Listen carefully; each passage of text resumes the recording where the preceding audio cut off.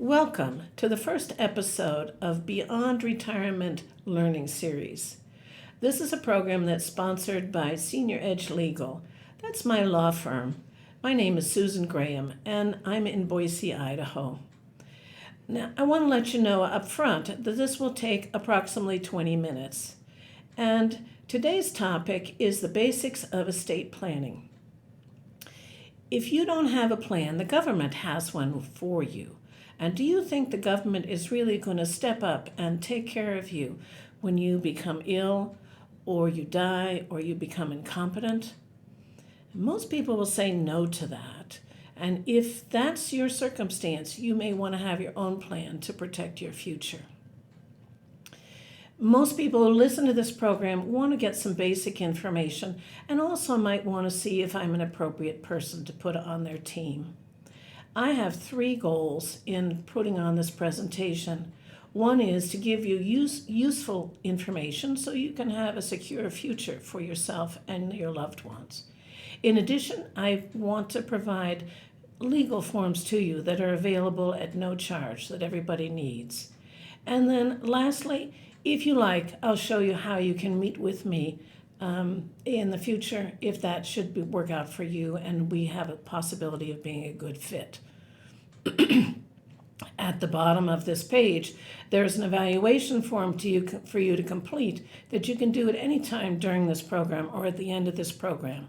And that will provide you a source for getting that information and also those free forms and also information about how to contact me.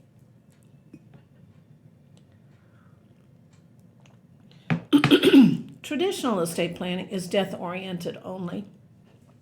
It only deals with when you're gone, who's going to be in charge and who gets your property. But that's too narrow for estate planning. I'm also very concerned, and my clients are, for what happens if they don't die. What happens should they become incompetent? I want to tell you about my father-in-law. He was a grumpy old man and very proud of that. And he lived about 10 blocks from me. His plan for his future was, should he become incompetent, he didn't want to go into a rest home. He wanted to just shoot himself. And his backup plan was I was to shoot him, which I told him was not going to keep me out of the state penitentiary, no matter how elaborately that form was signed. I would try to call him every day, and he refused to answer the phone. That just irritated him. If I stopped by his house, he also would be irritated by that. And so I only went over on Friday or Saturday afternoons and sat down and visited him with him. We'd have a whiskey, chew the fat, and I'd come back the next week. Unfortunately, he fell down on a Tuesday, and the cleaning ladies did not come and find him on the floor in the hallway until Thursday.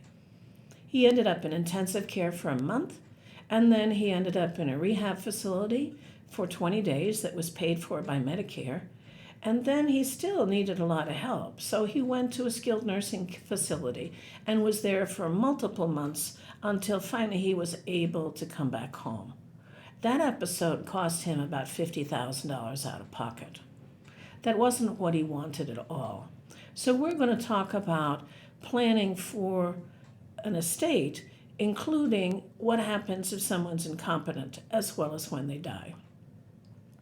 I've been doing estate planning for a long time, and there are basically three pillars to estate planning. The first one is assessing your current situation and figuring out what you want for the rest of your life. I'm talking the good days, and then should you decline, mentally or physically, you just can't do as much as you wanted to, and then when you die, when you're gone. And then part of that first pillar is filling in those details that I'll talk about in some specific ways in just a few moments. The second pillar is coming up with a plan to bridge that gap between where you are right now and what you want to do for the rest of your life and when you're dead. That pillar we'll discuss in the next episode. And the third pillar is actually implementing that plan, signing all the documents you need and keeping it up to date. So let's talk about that first pillar, assessing your current situation and coming up with the goals for the rest of your life.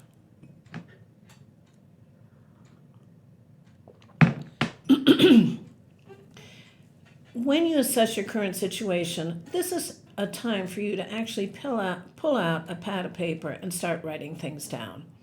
The first page is, who do you like? Who's going to inherit from you?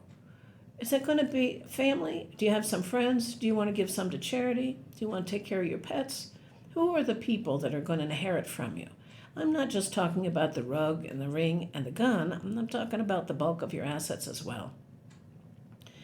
Then on a second piece of paper, write down who is going to step up and help you in the days you can't help yourself, meaning the days that you're incompetent, mentally or physically can't take care of yourself, or the day you die.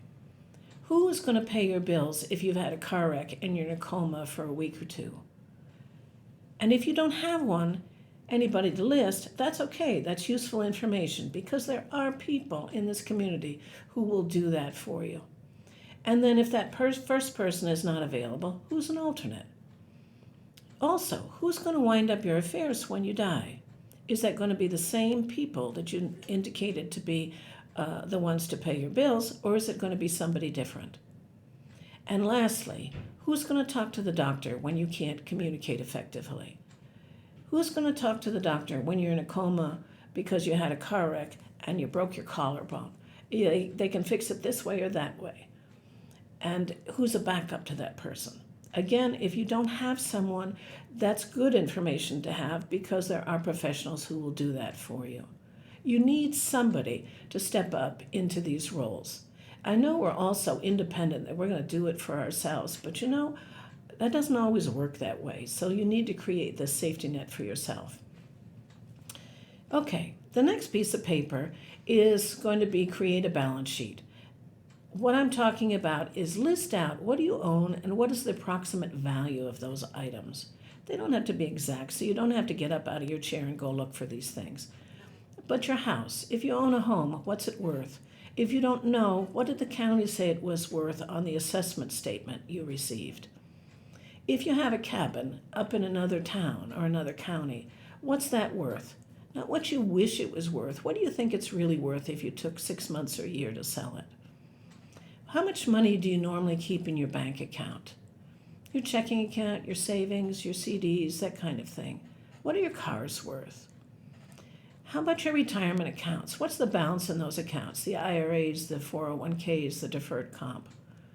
What about mutual funds, stocks, bonds, brokerage accounts that are not part of your retirement accounts? What are those worth? Do you have life insurance on your life? If so, what's the death benefit? And is there a savings account that's built up in that? It's called a cash value. What are those things worth? So add up all the items that you own that have a value. And if you've got some other assets that I haven't mentioned, include those. Also, do you have any major debts? A mortgage against the house or the cabin? Or do you have a loan against your car? Or large charge card balances? Again, include those numbers. Then the next part of assessing your current situation is you need to get up out of your chair and start going looking for things. Go find any will or trust that you have out there and look at them. See what they actually say. If you have a financial power of attorney or a health power of attorney and living will, go look for those documents. Look at your car title. See who the titled owners are. And then also look at any deeds you have. What does it say? Who's the owner on those items? So go find those documents and see what they actually say. Okay, that's assessing your current situation. Who do you like that's going to inherit from you? Who's going to be your agents when you can't handle things, when you're too ill to do that, or when you die? What do you really own? And what do your documents say? The second part of assessing your current situation is figuring out what you want to do with the rest of your life. I find that the hardest thing to do. I'm talking about what do you want to do while you're doing fine, and what do you want when you should, God forbid, decline.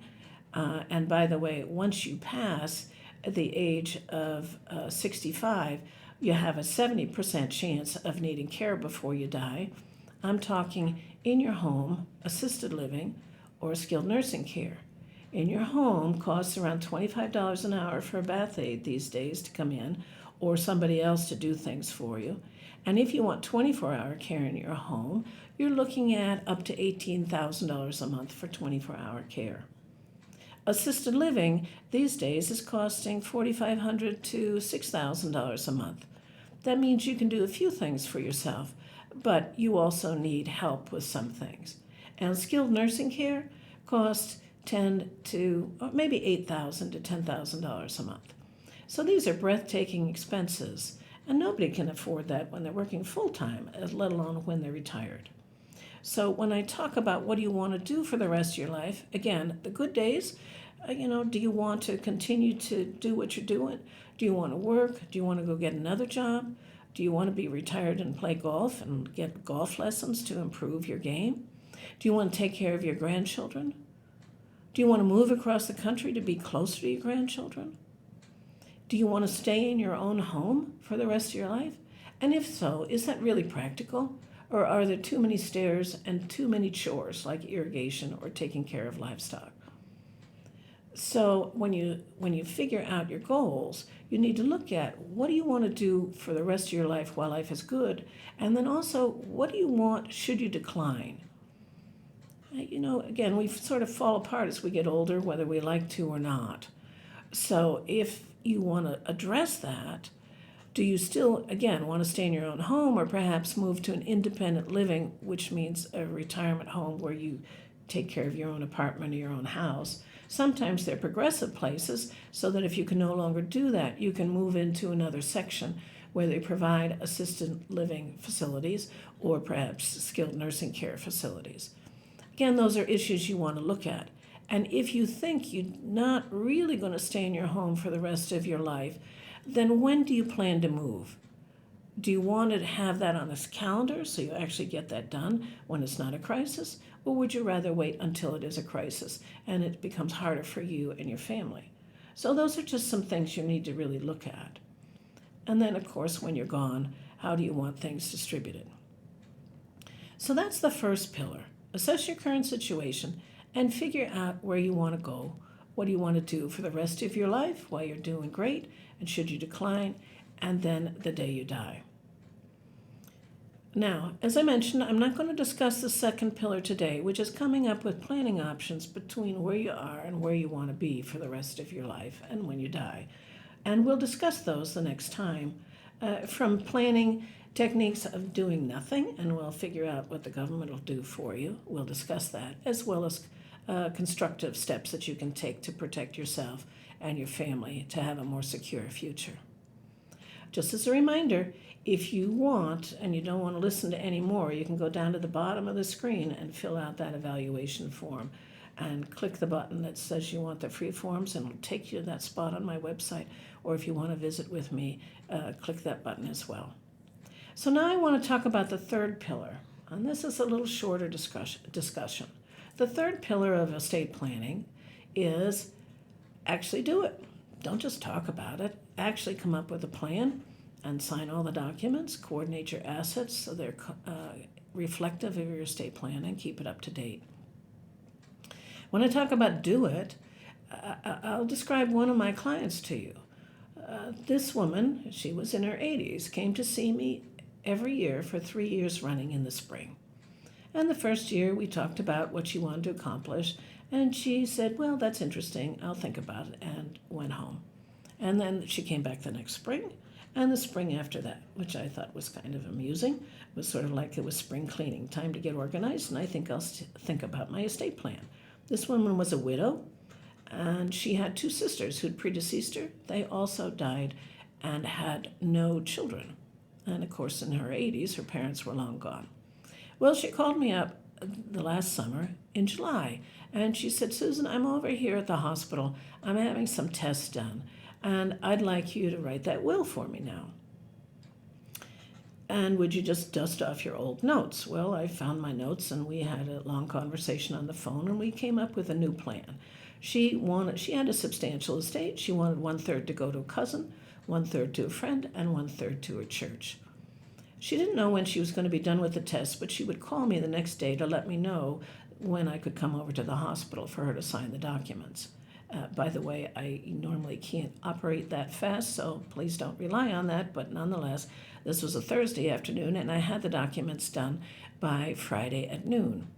The call I got Friday late in the afternoon was she had died during the testing. And what happened, because she died and she had no plan in place, we had to use the Idaho plan. She died intestate, meaning she had no will in place. And what happened was the cousin did get a small portion, the friend and the church got nothing. What happens when you die with no plan in place? We have to look to the Idaho code, and what the code said, go up to the family and see who's out there to collect the money. Her sisters had died, they had no children, her parents had died. So we went up to her grandparents and then went out to all of the other distant relatives. It took 3 years to find all these people. There were about 30 people who inherited from her, most of whom did not know this woman existed. So that was so far from her plan, but just merely telling it to me didn't make it happen.